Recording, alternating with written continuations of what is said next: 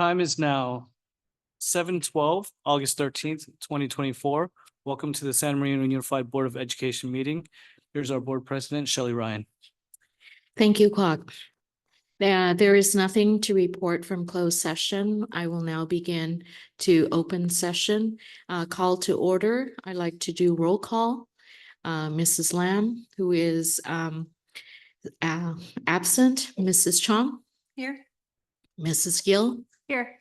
Mr. Chang. Yeah. Mrs. Ryan, present. Pledge of Allegiance. Let's stand.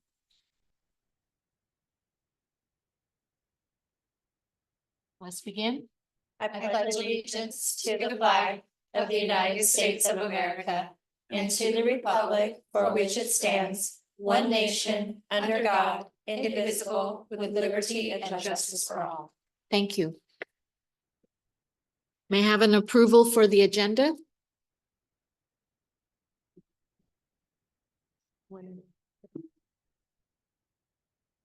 I move to approve. Thank you, Mrs. Gill. May I have a second? Second. Thank you, Mrs. Chong. All right, roll call. Mrs. Chong, Aye. Mrs. Gill. Aye. Mr. Chang. Aye. Mrs. Ryan. Aye. Approval of the minutes. Do I have a motion to approve the 6/25/24 meeting minutes? Move to approve. Thank you, Mrs. Chong. May I have a second? Second.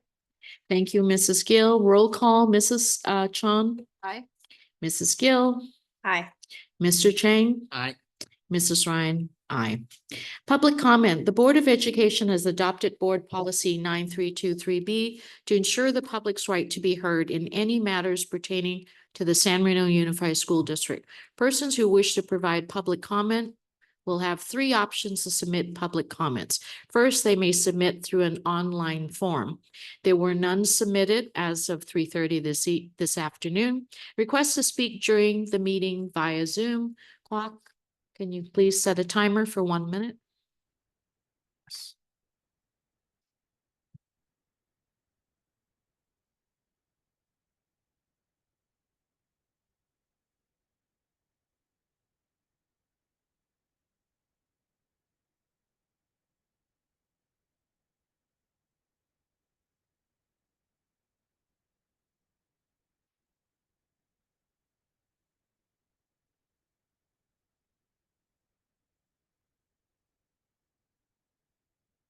You have 30 seconds. If you wish to speak, please use the raise hand function.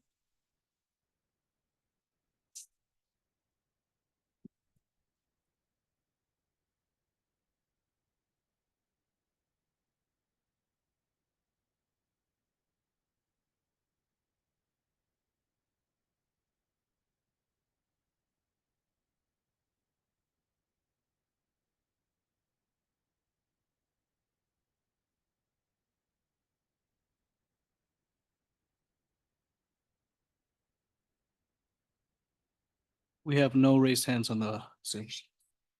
Thank you, Clock, for that. Next, we have requests to speak during the meeting in person via the public comment card. Jennifer, were there any submissions? Because I see this one on my table. No, there are no public comments. Okay, I think that may have been from a previous meeting. okay. Thank you so much. All right. And as there are no public comment cards, I will move to the consent section. Do I have a motion to approve the consent section 8A through 8I? I move to approve consent section 8A through I. Second. Thank you, Mrs. Gill. Thank you, Mr. Chang. With that roll call, Mrs. Chong, Aye. Mrs. Gill, Aye. Mr. Chang, Aye. Mrs. Ryan, aye. And the motion has passed for the consent section 8A to 8I. Next, communication section, communication from the Board of Education. We ask that each board member take no more than 2 to 3 minutes to share their communications. We will begin with Mrs. Chong. Thank you. So not really a whole lot since the last meeting. I've been having a lot of conversations with members in the community around Measure M, people just wanting to find out more about it, finding out how they can get involved in talking to more people about it and learning as a board member what is appropriate for myself to say and not say as well.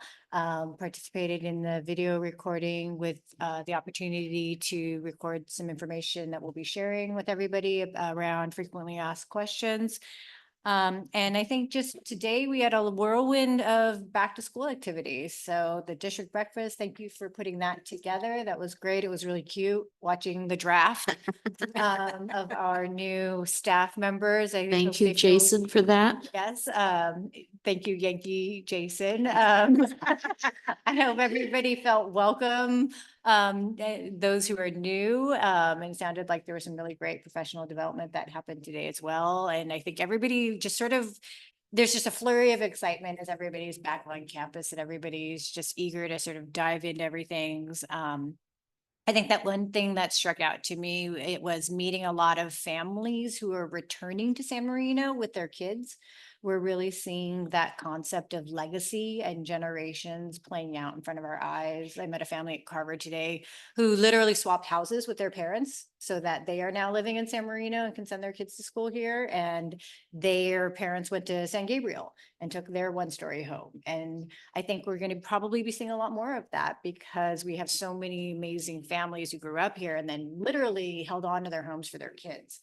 And so really tapping into the generations and the legacy that makes San Marino amazing. I think what's interesting is that those parents who bought those homes are the ones who really invested and made San Marino schools what it is today for us. And it's really a privilege to be able to now give back to them by giving back to their kids and their grandkids. And so it's been a really fun day. So thank you, everybody, all the staff for all of the amazing work everybody's put in today. I can't even imagine how little fumes are all running on at this point. Thank you, Mrs. Jones. Mrs. Gill? I don't have a lot to share either, except to let Dr. Rose know that I attended a Yankees game. What, 2 Yankees games in New York and in Boston. They won both times, just so you know. So I am very excited to get back to school, get back to our schedule. Enjoyed the breakfast this morning. Enjoyed seeing the refreshed San Marino High School teachers and staff lounge. It looks amazing, like a cute little cafe that I'd like to go spend some time in.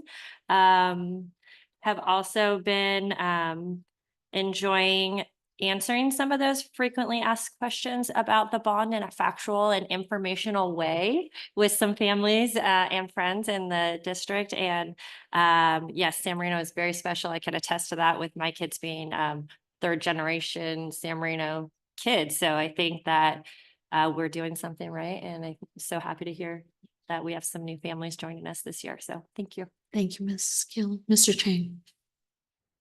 As you know, today all of us attend a lot of meeting activity.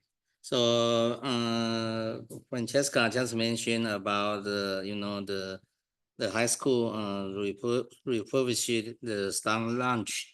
So especially I want to mention this fund is an endowment established by Rachel and Eric Dong and the brother.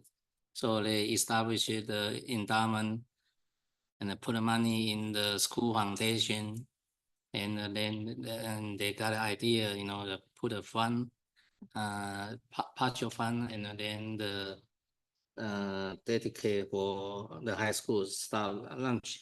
I think this a very good example. So I would like suggest we should the promote to the tribute, because I think the second generation, I think this consider second generation. They finish their school in the high school, and in the meantime, I know we are established for the alumni of San Marino High School organization. So this is one example, and also I feel it's also one of the vehicle, we can have some revenue, next to our general fund, yeah. Thank you, Mr. Besides that, the whole summer, I don't go anywhere, but I continue in the local and team up with the different hospital.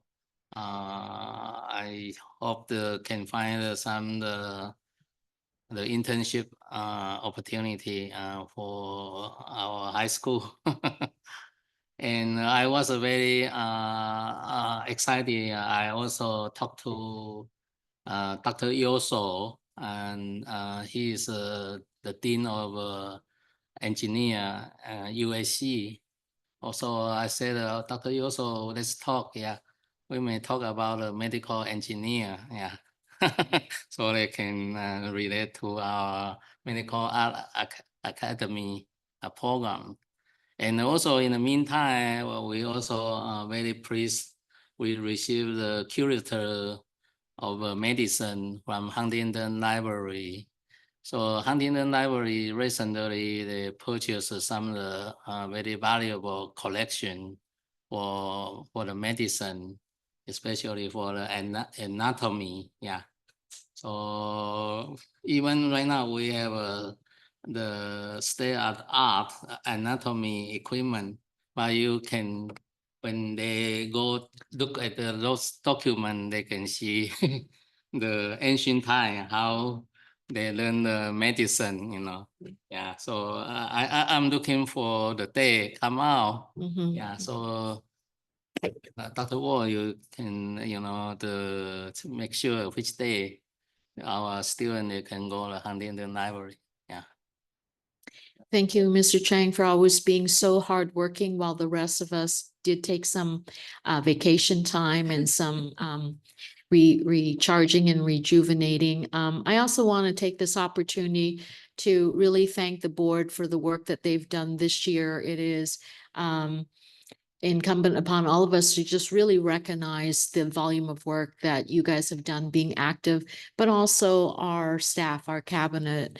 Dr. Wolf is here. And if his colleagues were here, I would say the same thing, that this is the hardest working, smallest board cabinet that we have. And we do so much with so little, and we are so invested and just really creative in the things that we do. Jennifer keeping us all together, and Kwok, who had to film some of you guys. I heard that was an experience. Kwok may never be the same again, but Dr. Rose, thank you so much for your work and in your welcoming our new teachers.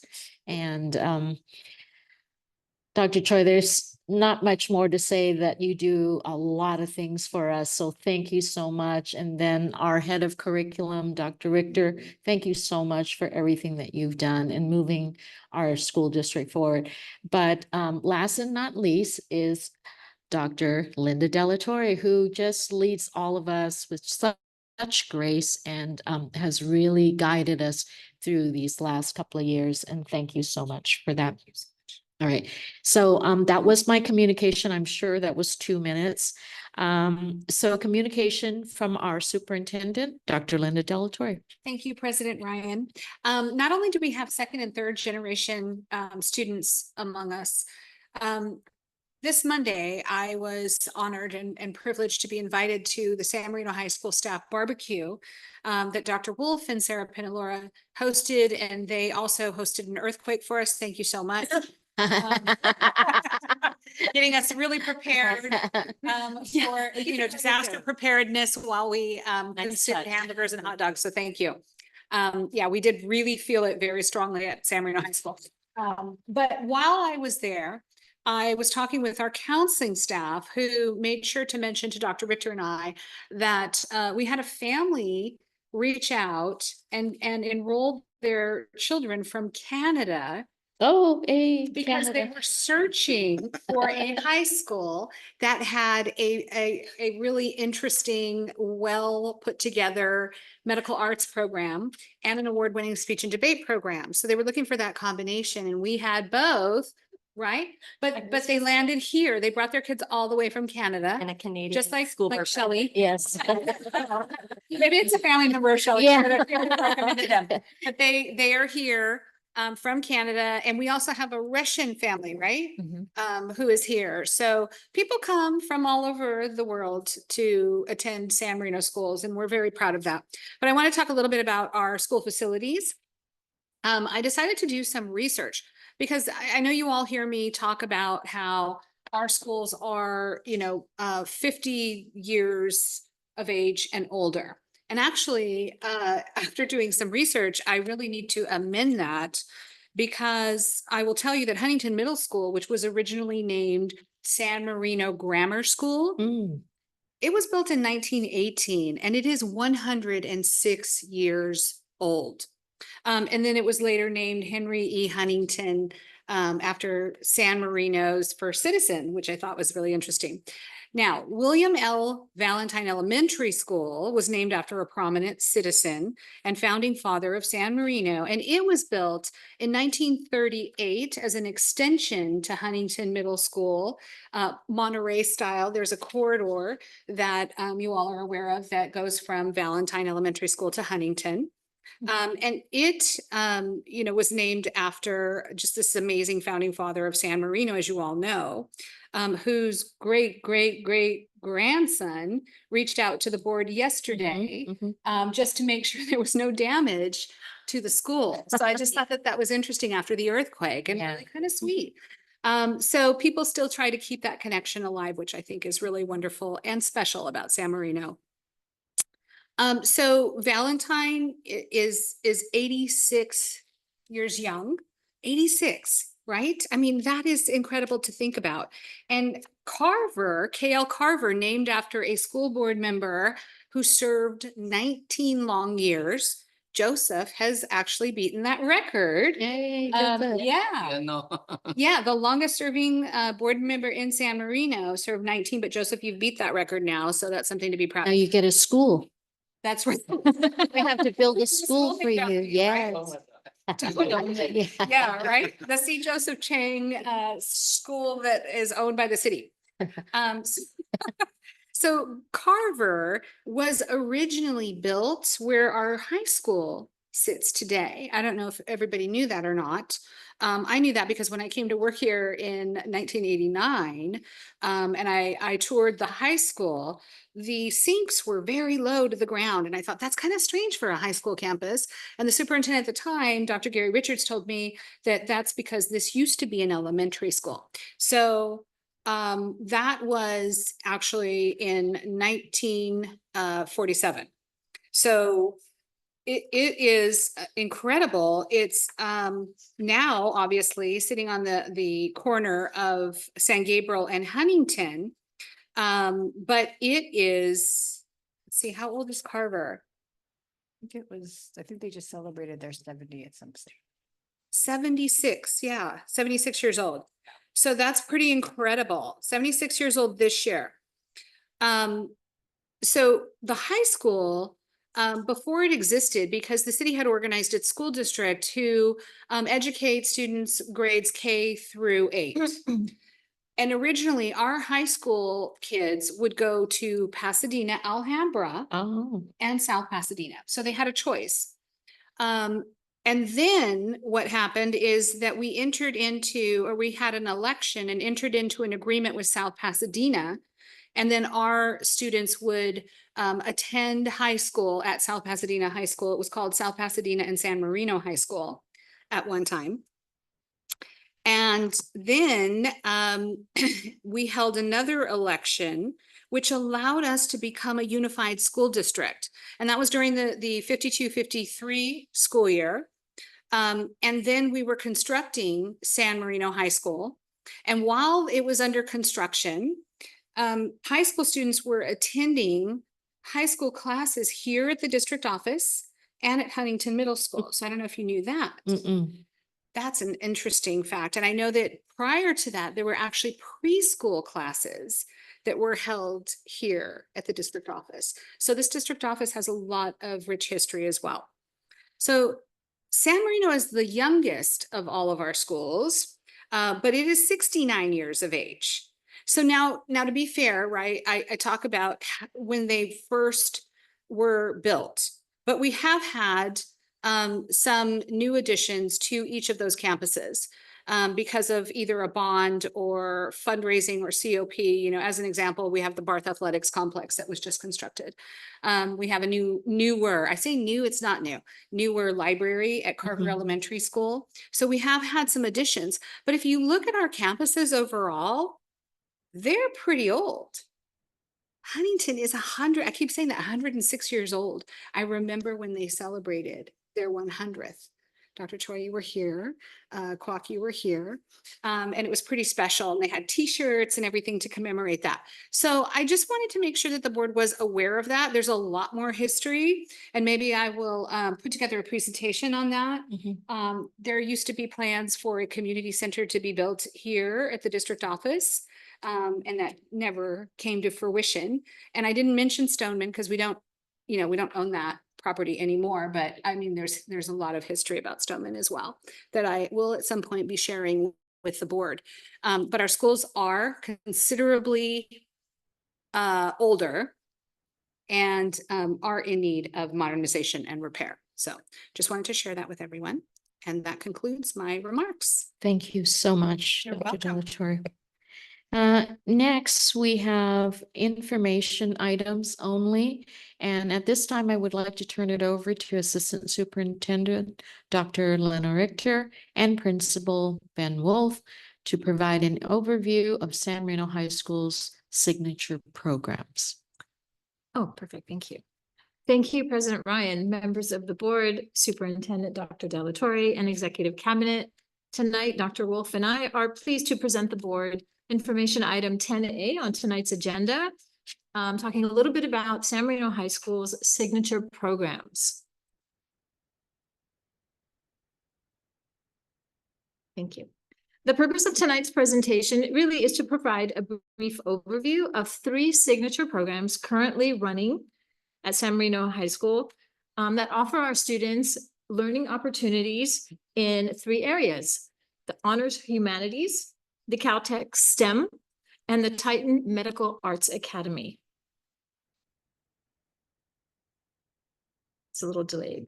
San Marino Unified is proud to offer its students 3 distinct signature programs aimed at providing students real-world experiences through partnerships and opportunities to work on and off campus alongside prestigious college professors and graduate students and professional staff, and engage in progressive hands-on learning opportunities and learning application. In partnership with dedicated high school teachers, the Caltech STEM program, the first one that we see up here, offers students the opportunity and access to the latest research offered from Caltech professors and graduate students. Students are able to visit Caltech twice a month on Wednesdays to meet with their professors and mentors. A huge thank you to Caltech professors Dr. Greer and Dr. Umans for their ongoing support to keep this program afloat and their support and work with this program. The second one we see up here is our Huntington Honors Humanities program, where students have the opportunity to engage in learning in the humanities through a partnership with the Huntington Library. Students enhance their learning in the humanities themes of art, literature, social sciences from San Marino and the Huntington Library staff, using a variety of coveted collections from the Huntington Library. And lastly, now in its 2nd year in partnership with the Pasadena City College, the Titan Medical Arts Academy is a 4-year program or academy aimed at students exploring a multitude of medical careers through hands-on learning and research with real-world and relevant experiences, learning, and most importantly, the application. Students enrolled in the academy earn college credit in courses taught by PCC professors. And at this point, I'm going to pass it over to Dr. Wolf, who will share a little bit more in detail about each of these 3 signature programs. Dr. Wolf. Thank you, Dr. Richter. I'd also like to state, these 3 programs really are very unique. I've seen variations of some of these things at other schools, but never exactly the way that we do it here. And apparently so unique that we're getting people from Canada to come for us. Yes, probably Um, Notre Dame fans. Ah, No, I'm just saying they might be. Well, I'm not putting a Notre Dame flag up next to the Canadian flag I put up today, so they're just gonna have to settle for the Canada. Ah, You just threw them off. Would you like me to continue? I know. What were you saying? So,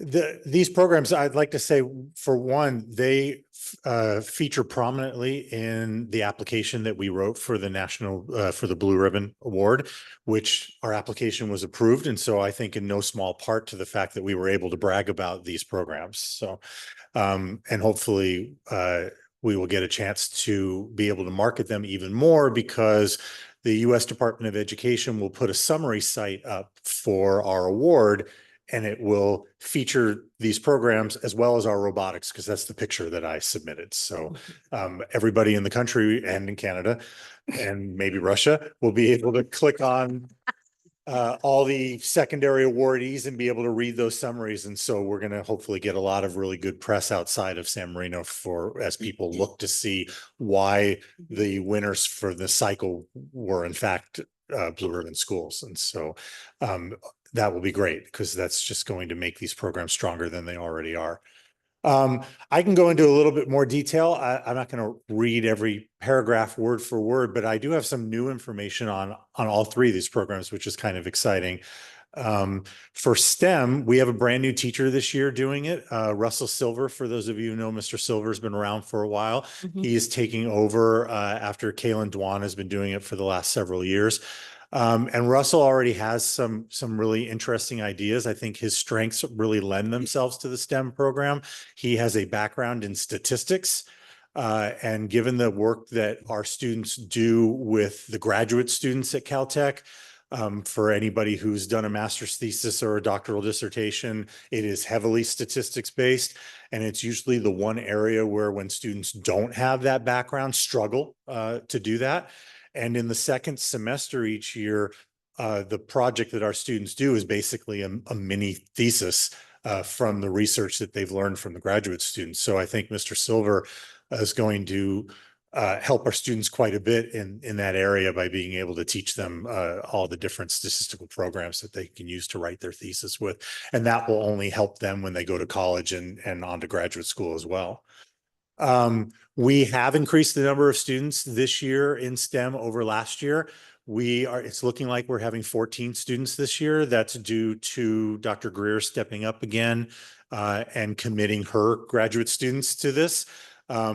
She has admitted, and we're all kind of noticing, that not every college professor wants to work with high school students. And so we are hoping that in the future we can convince other professors to join or lend their graduate students so that we can increase the number of students even further.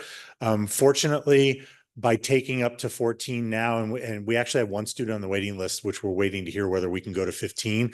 We actually didn't have to cut anybody, but it would still be nice to know that if more students want to do this in the future, that Caltech will be able to help us with that.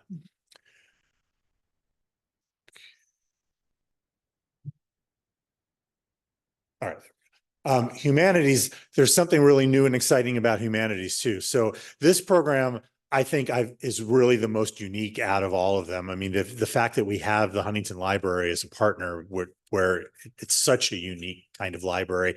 I've seen other high schools that will partner with, like the Museum of Natural History, but every time you go, except maybe 2 or 3 years apart, where the exhibits may change a little, you're really taking students to the same thing over and over again.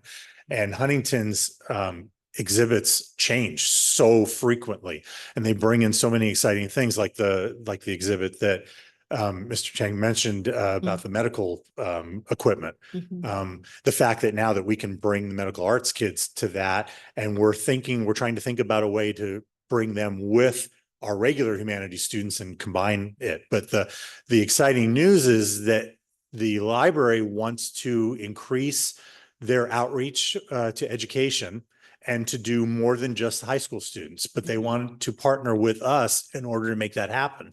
So we're going to do two different things starting this year.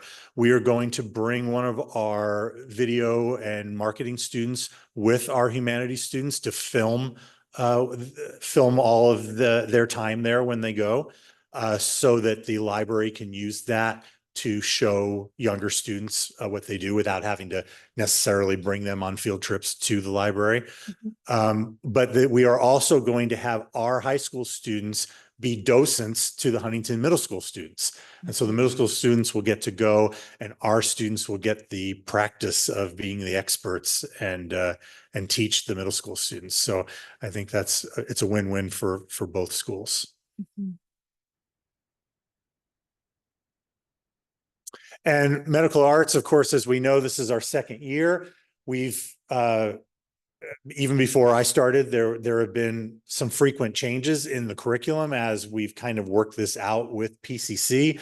I have had dual enrollment programs at other schools, and that is a frequent issue when you're dealing with a junior college and their hiring of their staff and who has expertise and who has a degree in what. And I think PCC has worked really well with us in modifying some of our original plans to the program that we have now. So you can see the flow there. So we have a 9th grade cohort now and a 10th grade cohort and some existing 11th graders as part of that 10th grade cohort. And you'll see that the classes that they take, the health science and medical terms in their freshman year, and now our 10th graders will take human biology and human disease. And then the original plan was for PCC to do anatomy, and that turned out not to be realistic because it's too many units if they do it. And so that there's not enough hours. And so we're excited that we are going to teach the anatomy class next year. And so our students will have the college level anatomy class using a curriculum that the colleges use, but taught by one of our instructors. And then they also have the option of doing the AP seminar and AP research classes in 11th and 12th grade. Right now, this year is the first opportunity we've had students old enough to do that. And half of the older medical arts class is doing the AP seminar class. So that's pretty exciting because that's kind of like combining Caltech and medical arts, because they will do research and have to write the kinds of papers that our Caltech kids have to do. And then this is a little bit more detailed, showing what all of the classes the medical arts students take. So what a typical schedule could look like. And one of the things that's good about the flexibility that we've had is that the medical arts students are not a monolithic group. They all have lots of other desires. And so some of them want to continue taking other AP science classes, while some of them want to do varied other interests outside of the sciences and want to do other things like humanities and stuff. So we've designed this flow so that they have a variety of options to do that. And of course, one of the ways we do that is that they take their PE in the summer. We find creative ways for them to do their foreign language so that they can take all of the other classes they want and still take the full medical arts pathway. And I think that was the last slide. Any questions for either of us? Go ahead. First, you go ahead. Okay, some of the newcomer, so they have a kid just joined the high school. For example, they are the 9th grade. So they are asking, is that 9th grade they can join the medical art academy, or they have to go through from the 8th grade to? No, they can, sorry, I didn't mean Yeah, to no, speak for that's, you. no, not, they They sign up as in 9th graders. So I know we've started something this summer with the middle school, and we are talking about expanding that ability to prepare middle school kids, but we're not going to make that a requirement. They can start in 9th grade, but they do have to make the decision in 9th grade. We aren't allowing them to join the academy halfway through as older students. And if I may just add on to what you said, Dr. Wolf, is we are currently in discussions with the middle school administration, looking at an introductory course at Huntington Middle School that will expose students to the Medical Arts Academy at the high school so that there is a bridge of interest in the academy from the middle school to the high school. Second question, I want to suggest for the joint effort with Huntington Library. So I think the school district executive staff or each school site principal, when you have an idea, just share with Huntington Library education director. Because I'm sitting in the education committee, so what I'm heard, they trying to open to K-12 education to all the school district. So we are the closer school district, and we've been have a joint effort together. If we don't ask, they may not know we need. Right. Yeah, actually, for last 5 years, a lot of resource come in. Yeah, for example, they established for medicine library, so spend about 2 million, purchase those documents. And one area we haven't approached is the botany, because we have a lot of garden. So they can do a cell culture for the rose. Yeah. So I've been thinking is that we already have too many courses, so we should introduce more now. But the botany, that also they are the expert. Yeah.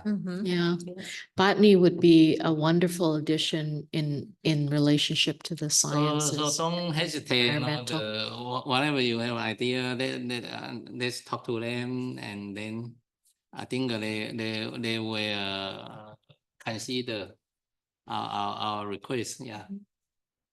Absolutely. I had a question. Can you go back to the last slide? Oops. Yes, that way. So you said something, and I'm curious if you can elaborate on it a little bit. You said that you're looking at creative ways to do foreign language, because that is not one of our requirements for high school, I believe. That's correct, Right. but it is a UC requirement. Right, but it's a UC requirement. So a lot of students do feel a lot of that pressure to use their elective for a foreign language for the college prep, but then want to have space for all of this classes that we offer them, or they may want to do a different language. So can you elaborate a little bit more on what you mean by that? Yeah, so it's difficult too, because in at first thought, we would think that for students like this, that we're really trying to do something special for in order to make everything work, that we might look at Apex, which is our online curriculum, but it's not A through G approved for foreign language. So while that works for some students that are doing remediation or other things, it would not work here. So what we've had to do, and not every student needs this, but there have been a couple, including we have 2 world-class gymnasts this year at the school who are not going to be in all 6 periods. And so we have given them the option of what classes they would look to do outside of San Marino. And the easiest one for most of them and most of the families is their foreign language. And most of them can do it through the community college. Right. And actually the one that has been we've had the best luck with, that has offered the most variety and choices, has been Mount Sac, actually. Even though PCC has plenty of options for that too, but we've had a lot of students start their world language in the summer at Mount Sac. It's fully accredited. It's also online, so they don't have to travel there. So, and I think we have to just keep looking for things like that. It's not the most ideal solution, because we don't want students taking their first year in one summer and then waiting all the way to the next summer for the next, because you'll lose too much of the speaking. But for students who have had so many different things to try to cram into their schedule, that's been one easy thing for us to do. Now, but that's not going on their transcript for San Marino High School credit. If they are taking it for college credit, then no. Right. Right. Because I wanted to make that clear too, Yes. because that's, I think a lot of times people misunderstand. Yeah, it's not dual enrollment. Right, it's not dual enrollment, it's it's something that we introduce to them as an option to Yes. free their schedule up. Right, especially for the kid who wants all of the medical arts, but also wants to take AP Chem, AP Physics, Right. or honors physics in our case, and then still take an art elective. Right, And they've got to make a choice somewhere if they want all of that. So, but we don't want them to lose out right. on any of it. So we have to look for outside options. So I will say that if that's something that we're looking at, I would love for us to be able to give more choices to our kids of all the different programs out there for the foreign languages. If it's going to be incumbent upon them to sort of keep up with it, and it's not something we're taking responsibility for, but it's something we're sharing with them as a resource. There are so many colleges that are doing online foreign language. If you're willing to do it online, it opens the door to so many languages. And I think that's something that our students really crave, is not just doing Spanish or Mandarin. So I saddle back the community colleges all around us. So I do want to point out, though, that we are definitely only done this for the limited number of students that are in a specialized program, because for a regular student, we don't allow them to take a course that our own teachers offer. right, but we don't necessarily teach all the languages. That's true. Yeah. So I guess that's what I'm getting at is more when we want to be able to expose them to other opportunities, to make sure that we're educating them, just because they may feel that they have to take Spanish or Mandarin, but then they can't take advantage of all these great classes that we have and meet all of those. Just be able to do all of that. There's literally not enough periods in the day for them. So thank you for sort of working with them to show them another way. Thank you. All right. All right, thank you so much for that. No other questions? Okay, thank you, Dr. Wolf. Thank you, Dr. Richter.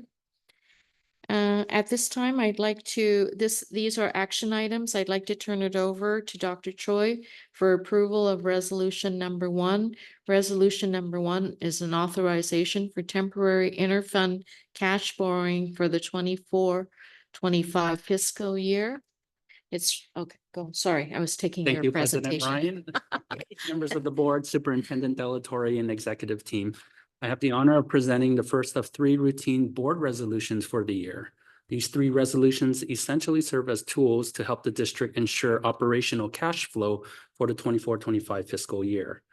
For item 11A, or Resolution 1, Resolution 1 is a routine annual request to authorize temporary borrowing of up to $1.5 million between district funds for the 24-25 school year. While adopting this resolution does not automatically mean the district will borrow, it will give the district staff the flexibility to do so to meet cash flow and operating requirements if needed. This type of resolution is a common best practice among public school districts. So it is recommended that the Board of Education adopt resolution number 1 to authorize borrowing from other district funds for 24-25 as presented. Okay, are there any questions at this time?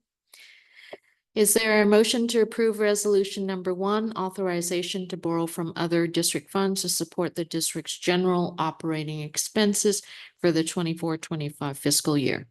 Move to approve. Thank you, Mrs. Gill. Yeah. Second. Thank you, Mr. Chang. With that roll call, Mrs. Chong, Aye. Mrs. Gill, Aye. Mr. Chang, Aye. Mrs. Ryan, aye. I'd like to turn it over now back to Dr. Choi for approval of resolution number 2.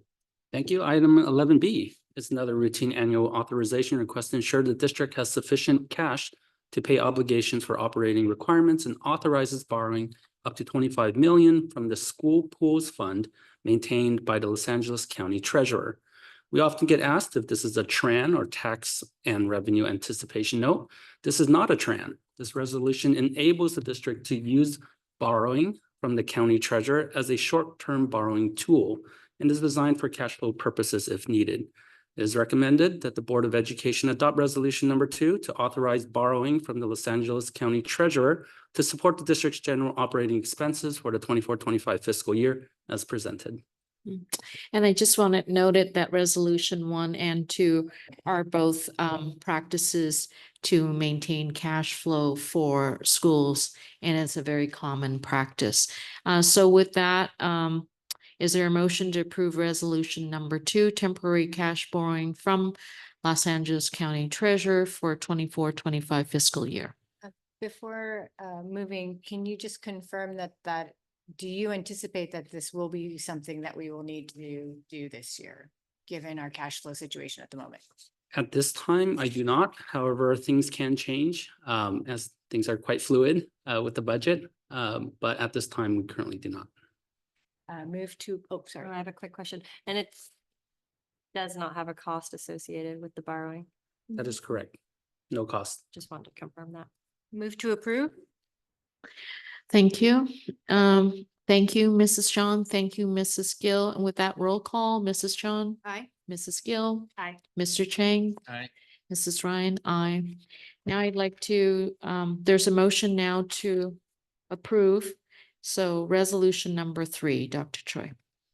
Thank you. Item 11C is yet another routine request for administrative authority to process budget revisions, adjustments, and transfers during the 24-25 fiscal year. This resolution allows staff to make budget revisions and transfers at the accounting level to make individual transfers to up to $1 million, but not to exceed $2 million total for the 24-25 fiscal year. Again, this resolution serves as a fiscal tool for the district to meet its operating requirements if necessary. It is recommended that the Board of Education adopt resolution number 3, delegation of administrative authority to process routine budget revisions, adjustments, and transfers for the 24-25 fiscal year as presented.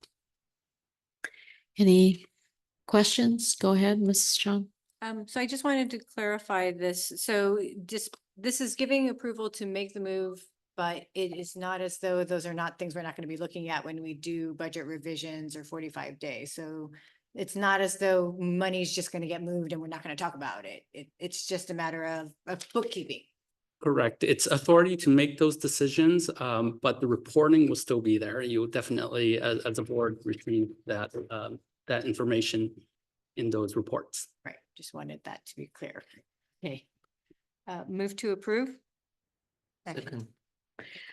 All right. Thank you, Mrs. John. Thank you, Mr. Chang. Roll call, Mrs. John, Aye. Mrs. Gill, Aye. Mr. Chang, Aye. Mrs. Ryan, aye. Like to now turn it back over to Dr. Choi for approval of the 24-25 Con App for application for funding. Thank you, President Ryan. Item 11D is a procedural item presented to the board each year for approval as well. Public school districts in California submit the consolidated application to the state Consolidated Application Reporting System, or CARS. And CARS distributes categorical funding from various federal or state funds to local offices and school districts.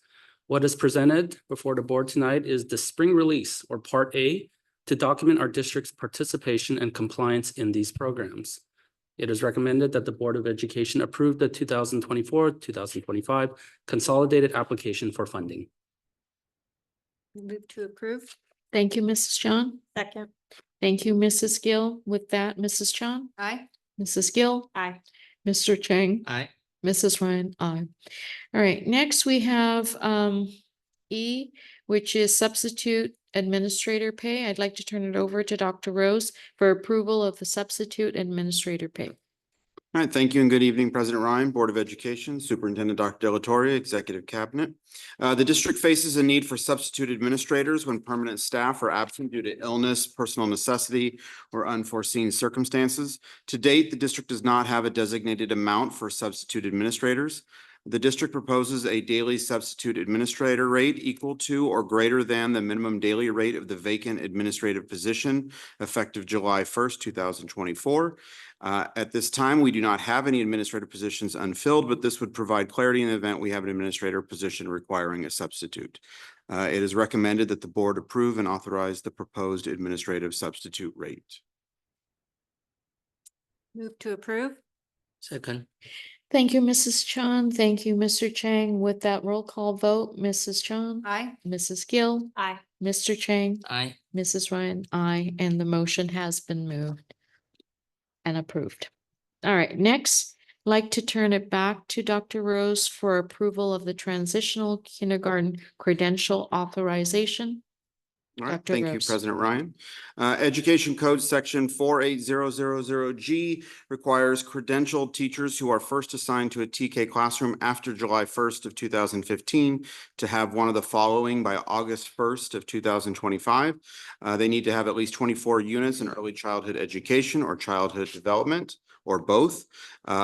They can also have professional experience in a classroom setting with preschool age children comparable to the 24 units of education described in bullet 1, and that comparability is determined by the local employing agency. Or they can have a child development teacher permit issued by the Commission on Teacher Credentialing. Any teacher who is or was assigned to teach TK or a combination of kindergarten and TK on or before July 1st of 2015 may teach TK without having to meet the additional unit requirement for TK teachers set forth in Education Code Section 48000G. They are considered grandfathered in. As you may recall, 3 of our TK teachers were authorized by the board following the 22-23 school year to have met the threshold to be considered credentialed to teach TK. We are fortunate that a 4th TK teacher met the threshold to be considered credentialed to teach TK after completing the 23-24 school year. So Ms. Rebecca Williams did 1,080 work hours, which is equivalent to 24 academic units. It is recommended that the board authorize Ms. Williams as meeting the TK requirements set forth in Education Code 48000G. Move to approve. Thank you, Mrs. Gill. Do I have a second? Second. Thank you, Mr. Chang. And with that roll call, Mrs. Chong, Aye. Mrs. Gill, Aye. Mr. Chang, Aye. Mrs. Ryan, aye, and so the motion has passed. All right, so the next item is mine, and it's a superintendent employee agreement amendment. This is the contract was attached, Jen, to our was the contract attached? Yes. I have it Okay. attached to the last 2 pages, and I have the wording also for you as well. Okay, thank you. Last 2 pages of the agenda? Yes. It's attached to the last 2 pages of the agenda. On my electronic version, correct? Oh. Here? This one, It was yes, so it was the actual script here. so I'm reading this. Plus, I also have it in here for you as well. Just Okay. the signature portion. Thank you. All right. Pursuant to paragraph 13 of the employment agreement entered into by and between the San Marino Unified School District and Dr. Linda Delatorre, our superintendent, dated June 27th, 2023, the parties agreed that paragraph 1 term shall be amended as follows. The term of this agreement shall commence on July 1st, 2023 and terminate on June 30th, 2027, unless extended for terminated earlier pursuant to the provisions of this agreement shall remain unchanged and in effect. So essentially, this amendment reads that we are extending the contract an additional year. So it's approval at a regular public meeting, which is right now for the Board of Education on August 13th, 2024. In witness whereof this agreement has been executed this 13th day of August. Do I have a motion to approve the superintendent employment agreement amended? Move to approve. All right. Or do you have a question? No, he was second. Okay. So I'm hearing that Mrs. Gill has made the motion to approve. Yes. Second. And then Mr. Chang second. Roll call, Mrs. Chong. I just have a quick question. Okay. So this, the only change then we're making to the contract is the extension, and there are no other changes to the. There are no other changes, only this amended part that I read out. Thank you. Aye. Okay, thank you, Mrs. Chong. Mrs. Gill, Aye. Mr. Chang, Aye. Mrs. Ryan, aye, and the motion has been approved. And so do we sign this later, Jen, or leave it for now? Okay, thank you so much. Thank you. Congratulations. Thank you, thank you, Thank thank you. you. I'm very grateful and humbled. We are very happy to be working with you. H, I'd like to turn it over now to Dr. Linda Delatorre for review and approval of the 24-25 Board of Education and Superintendent Goals. All right. Thank you, President Ryan, members of the Board of Education, executive team. I am exceedingly pleased to present to you tonight the goals that the Board of Education has put forward this year. And I'm not, oh, I did it. What do you know? Thank you very much. It's intuitive. So first of all, welcome back to school. And I have those lovely photographs of all of our principals at each school. And they look so lovely. The way that this presentation is organized is we're going to talk about the background and the process, and then we're going to go over each one of the goals that the Board of Education established for the 24-25 school year. And then we're going to talk about the next steps and how that works going forward. So we have on the screen our amazing Board of Education, starting with Shelley Ryan, our wonderful president, and C. Joseph Chang, vice president, Francesca Gill, clerk, Jane Chong, member, Joanna Land, member. And each one of our elected officials participated in the process of developing these goals. And it was done over the course of a 2-day period, and we're going to talk about that further. So between June 3rd and June 4th, the Board of Education and the executive team went to Huntington Library. Thank you, Mr. Chang, for your connections there and for allowing us to have that meeting there. That was very, very impactful for all of us. And on June 3rd, we were able to present as an executive team the data that the Board of Education had requested we provide in order to set the stage for their being able to engage in meaningful dialogue about what the roadmap for the future should look like. So on June 4th, we had leadership associates, specifically Dr. Greg Plutko and Dr. Sandy Lyon, facilitate the goal setting session for the 2024-25 school year. I am very pleased to present the process to you. That is a year-long process that this is what the board and staff engage in. So how is the work of the Board of Education coming to fruition each and every year? In June, after the end of the school year, the Board of Education gets together, as I just described, and they develop their future board goals. In June, right after the board develops those goals, the superintendent and her leadership team get together and we engage in our own strategic planning process that includes developing school site and district action plans that are tied to the board goals that have been developed previously for the upcoming year. In August, the superintendent presents the board goals, which I'm doing tonight, and then the board hopefully adopts their own goals that they've established. September through October, we have each of our principals come forward and provide a presentation to the Board of Education on their own site-specific action plans that are aligned with the board's goals. And that informs the board as to how each school site is going to implement the goals that they've established for that year. In February, we present the State of the District address to the public, which includes the work that has been done thus far at each of the schools in the district office tied to the board's goals. And then in June, the Board of Education will evaluate the superintendent primarily based on the annual goals and how well they were implemented. So you can see this process is a year-long process that really does help us to measure and manage the specific goals that are created and how well we're meeting those goals by the end of the year. So up on the screen, you will see board goals A through D that were established on June 4th this year. Goal A is provide an environment of safety and wellness. Goal B is prioritize fiscal health and sustainability. Goal C is demonstrate a conscious culture of service, value, and appreciation. And D is preparing students to be high-quality global citizens.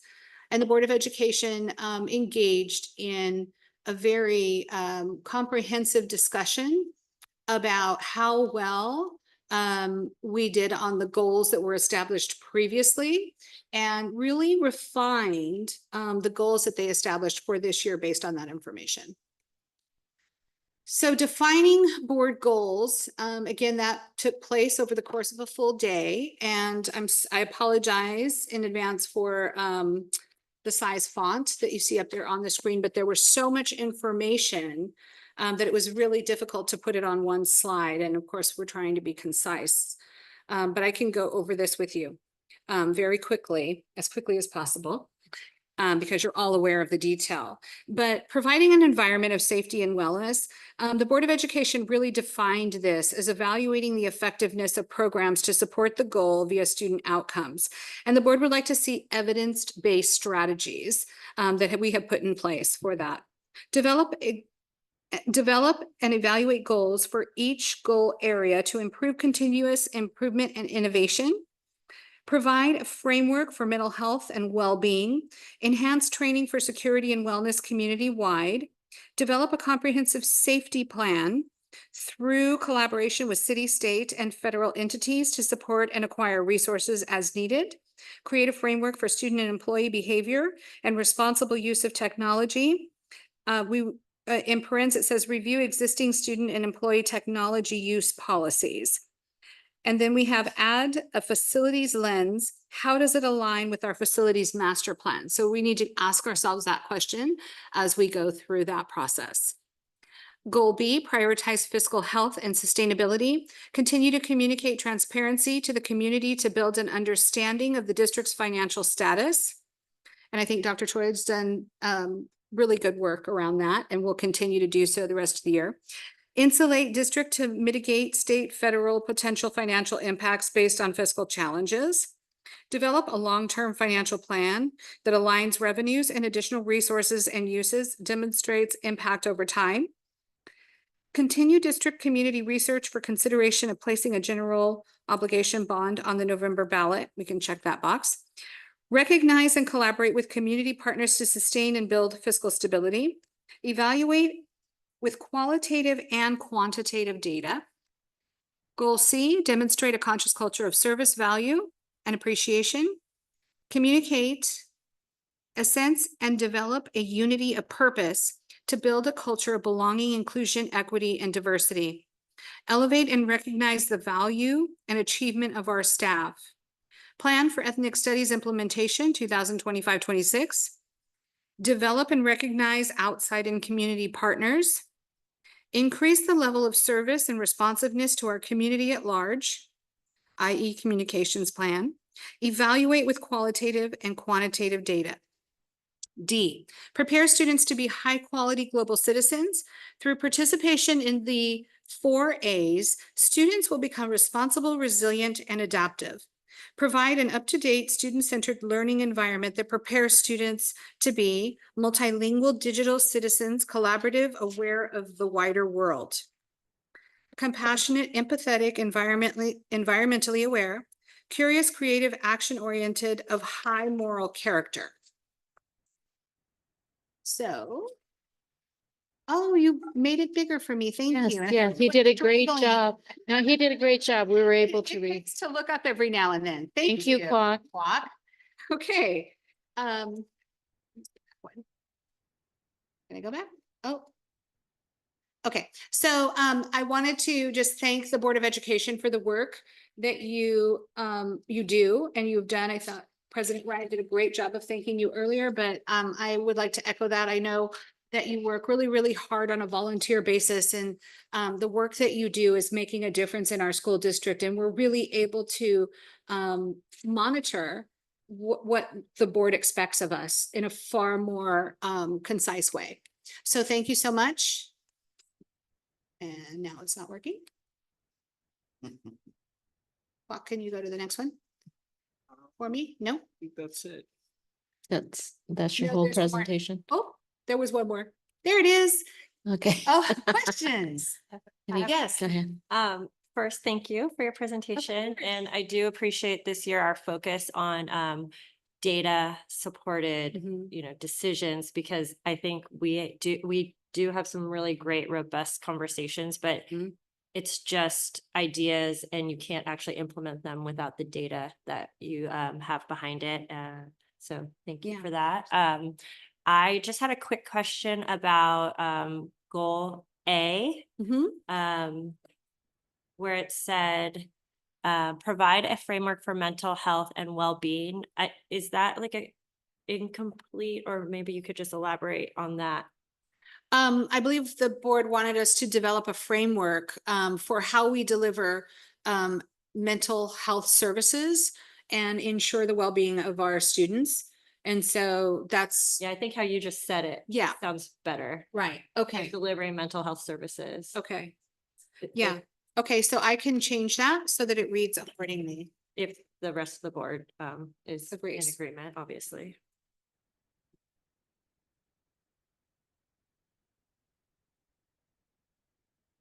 Is the rest of the board in agreement with that? Yeah, we're good. Yeah, nice clarity. That's good. All right, It's a minor change. sure. Yeah, I mean, philosophically, it's the same. But I Alright. agree, it reads better and it's clearer. It's an action item. Yeah. Yeah. All right. With this, do I have a motion to approve the 24-20? Oh, you have a question? Can you go to the policy? Yeah, Bullet C. um, Mhm. can you explain the plan for ethnic study implementation? Is that will only in high school or the middle school? Correct, but sorry. Oh, sorry. I didn't mean to present. She's an expert in her own right. Sorry. Yes, the requirement is by the 25-26 Yeah. school year. Or in the high Students school? in high school must take at least one semester of an ethnic studies course. Uh-huh. And so currently the high school has put together a small committee. We've been looking at it actually for the past 3 years, 2 years, 2 or 3 years. Board member Chan was with us when we went to the 3-day Ethnic Studies Institute. And what kind of textbook they will? So there are two ways that you can think about implementation for an ethnic studies course. One would be to have a standalone semester-long course. The other way, which many school districts have opted to do, is embed the ethnic studies curriculum into an existing class, whether it be an English language arts class or a social studies class. And so right now, what we're doing is really looking at curriculum. LACO has put out or published a model curriculum for ethnic studies, so we're looking at that closely. We have a small team at the high school that is working to look at how we can take that curriculum and either provide a standalone course or opt to embed it into an existing course. In this neighborhood, is there any school district already start to teach?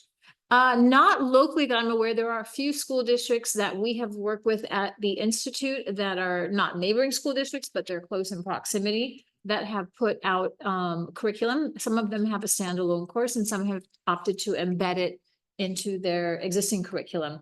So that's what is worth looking at very closely, what LACO has published, as well as what other school districts have done. So, are you leaning either way?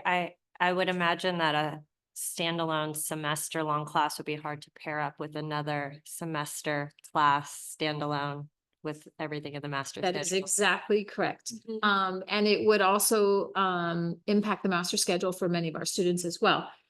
We have not made a definitive decision, but it does look like we're heavily considering embedding it into a course, but making sure that we meet all the requirements of the ethnic study curriculum. Yeah.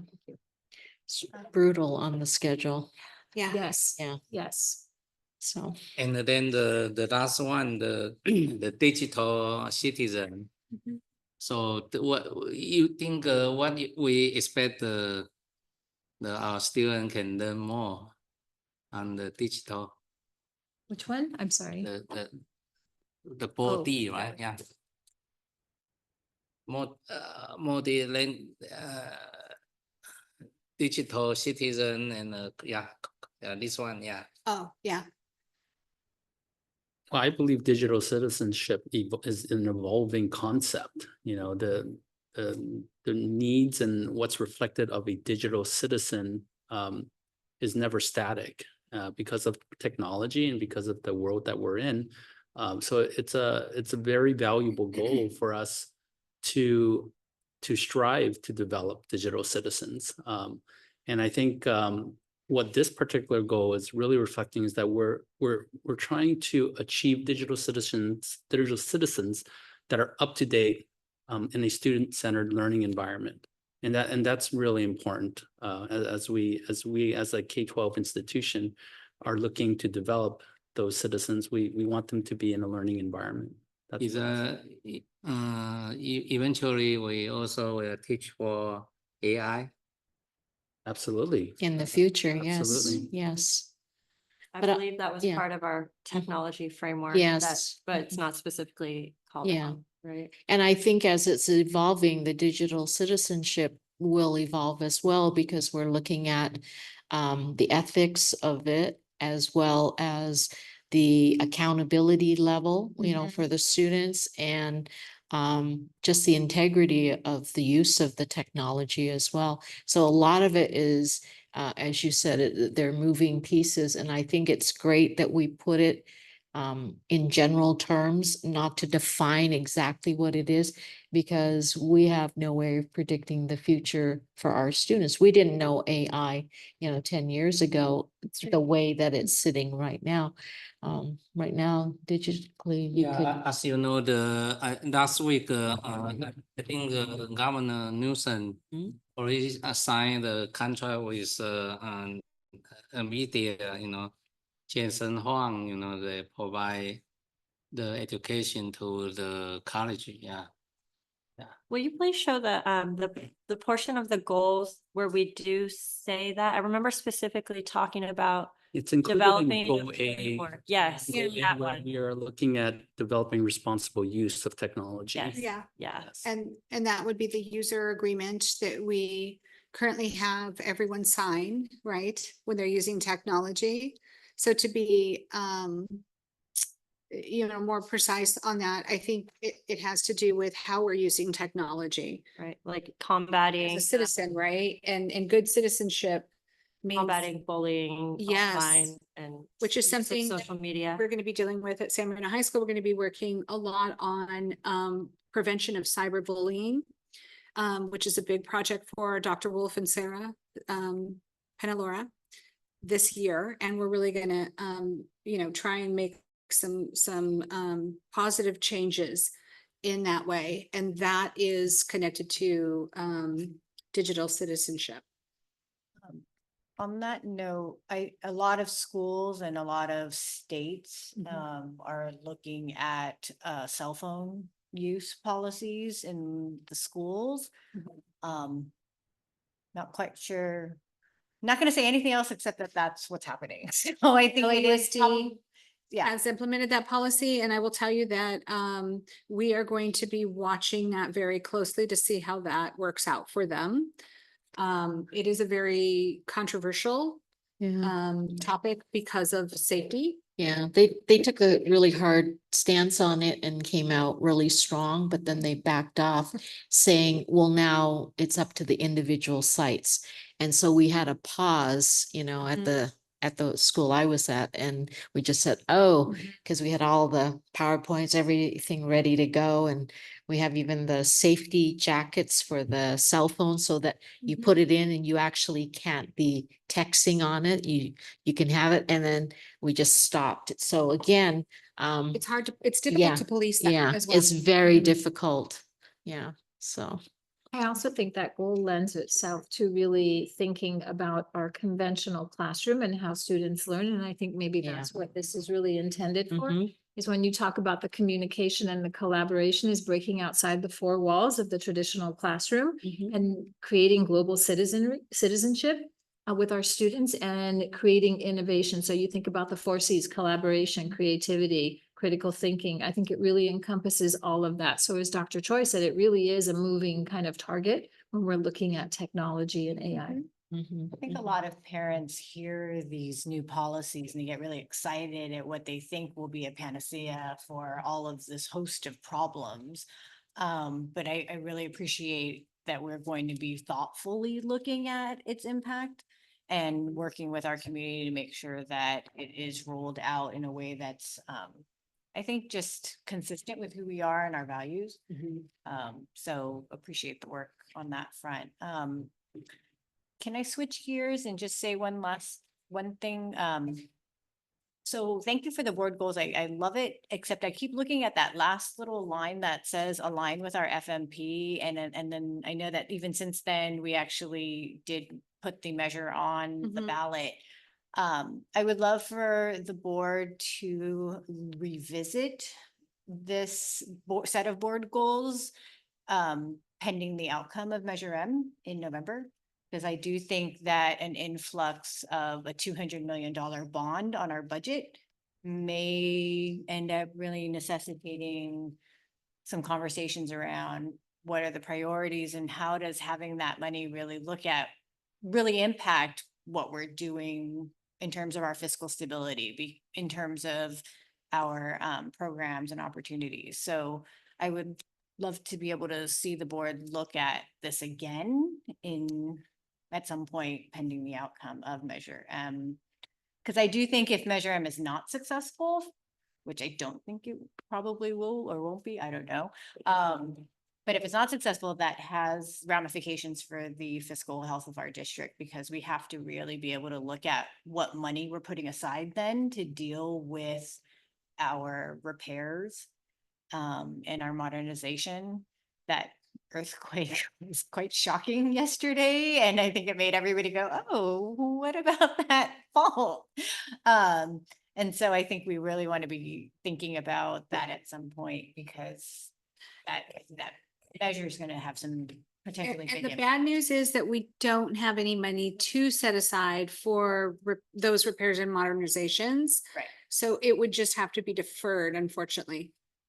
If I may speak to Mrs. Chon's comment about that, I don't feel like we need to revisit them in the sense of we created these as overarching and they're not specific to how much money we have ever. I mean, it's fiscal responsibility. I think that if anywhere, they would revisit the how for each school site plan, and that's not under board responsibility in that sense. And I think we just continue to monitor implementation, but I think the goals are solid in my opinion. And I was going to say that they're very student-centered, which is what the board has really paid a lot of attention to the last several years. I mean, it's been a very sort of robust vision of how we provide the absolute best experience for each and every one of our students. And I feel like these goals really do focus us in those specific areas. And our budget is really driven primarily based on state funding and the larger economy. And so we're at the mercy of the state of California because we can't be a basic aid school district. And all we can do, with the exception of our Wonderful Schools Foundation and our parent contributions, is really react to what the state gives us in funding. Because the majority of our funding, as you know, comes from the local control funding formula that the state has established. So we really, we can't repair and modernize and do all the things that a Prop 39 bond would do absent that passing. I mean, it's just not going to happen. So we're just going to have to limp along. And I remember when I first started working here, we really needed a bond. Paint was peeling. I mean, doors were coming off the hinges. We had gaping holes in our carpeting with duct tape on it. And our schools were just in a state of disrepair that was very unlike San Marino. But it was what we had to deal with because we had such a lack of funding and resources. Then we were finally able to pass a bond, and it really helped tremendously. But if we don't, we'll just react to it I mean, there's not a lot we can do other than, ask our parents for help. Because most of our funding goes to our classrooms and to educating our students and keeping our class sizes low. So if you think about it, around 80% of our budget is staffing, which is very similar to other school districts, right? So unless you unwind staffing, there's not a lot left over. Yes, and thank you for that, because the board's goal has always been the focus on the students and in the classroom, so thank you. And thank you everyone for your input. I need to do roll call for the approval of the superintendent and Board of Education goals. Roll call, Mrs. To approve? You, okay, thank you, Mrs. Chong. Thank you, Mrs. Gill. Roll call, Mrs. Chong. Aye. Mrs. Gill. Aye. Mr. Chang. Aye. Mrs. Ryan, aye. I'd like to turn it back over to Dr. Choi for the certification of signatures or signature. Thank you, President Ryan. Item 11I, as Mr. Kwok Hwang begins the new school year, serving as our Director of Technology, he will manage technology notices, orders, and contracts. It is recommended that the Board of Education approve the presented certification of signature authorizing Mr. Kwok Hwang to sign district notices, orders, and contracts up to $15,000 through June 30th, 2025. Welcome, Kwok. And so with that, may I have the motion? Thank you, Mrs. Gill. Second. Thank you, Mr. Chang. Roll call, Mrs. Chong. Aye. Mrs. Gill. Aye. Mr. Chang. Mrs. Ryan, aye. And so, Mr. Chang, is there any discussion items that you want to bring up, or Dr. Linda Delatorre? I would just like to say it is amazing that we're ending this meeting with everything that we had on the agenda at 8:33 p.m. So thank you for your expert facilitation. Thank you, everyone, for your participation. Mr. Chang, thank you, Mr. Chang. Thank you, Mr. Chang. And I really appreciate efficient meetings so that our cabinet, We talked who's about worked this a earlier. long week and long days, that they get to go home. So you guys, great job. Thank you so much. And with that, good Thank night. you. The meeting is adjourned. Closed session is not necessary.